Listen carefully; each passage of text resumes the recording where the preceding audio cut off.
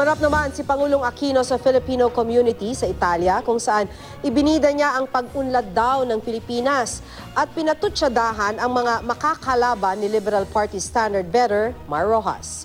Makibalita tayo kay Jam Sisante. Malasona ang talumpati ni Pangulong Noynoy Aquino sa harap ng may 500 miyembro ng Filipino community sa Italia.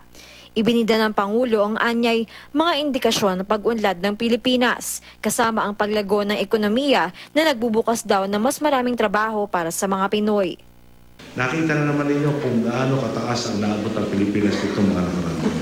Ang sabi nga po ng isang pag-aaral, kung hindi maantala ang ating kasalukuyang tiratahan, sa loob ng isang henerasyon, aabot na tayo na tinatawag na high income status o first world status. Panawagan ni Pangulong Aquino sa eleksyon 2016, piliin ang kandidatong magpapatuloy ng kanyang mga nasimulan.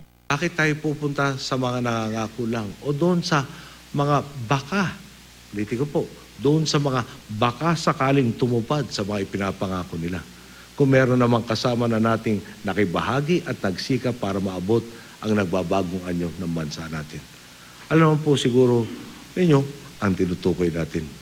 Bagamat walang pinangalanan, isa-isa niyang pinuna ang mga katunggali ni Liberal Party standard-bearer Mar Rojas sa pagkapresidente.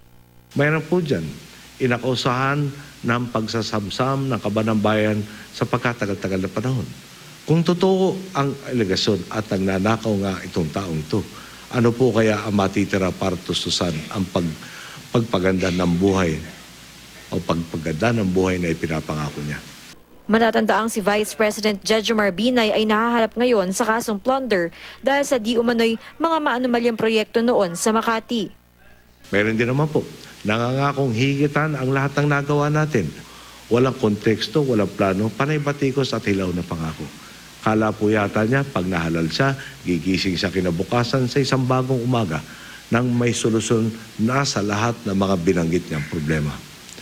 Isang bagong umaga naman ang tagline ni Senador Grace Poe na ayon sa ilang miyembro ng Liberal Party ay hilaw pa para sa pagkapangulo dahil kamakailan lamang naglingkod sa gobyerno. May isa naman po, marami raw tila papatayin. Nitong Lunes lamang sa kanyang formal na proklamasyon bilang kandidato ng PDP laban, sinabi ni Mayor Rodrigo Duterte na may mga pinatay siyang kriminal sa Davao City. Dadaanin lang daw basta ang kampanya sa social media. Siguro po, hindi siya mulat na hindi ka makakapagpatayo ng kalsada at makakapagpakain ng nagugutom gamit lang ang Facebook. Ipinagmamalaki naman ni Senador Miriam Defensor Santiago ang malakas na suporta sa kanya sa social media. Ang pakikipagpulong ni Pangulong Aquino sa Filipino community bahagi ng kanyang unang official visit sa Italia. Pagkatapos ay makikipagpulong naman si Pangulong Aquino kay Pope Francis sa Vatican City. Tutungo na ngayon si Pangulong Noynoy Aquino sa Vatican City para sa kanyang unang official visit. Maituturing itong reciprocal visit dahil bumisita na si Pope Francis sa Pilipinas noong Enero. Mula dito sa Rome, Italy, Jam Sisante, GMA News.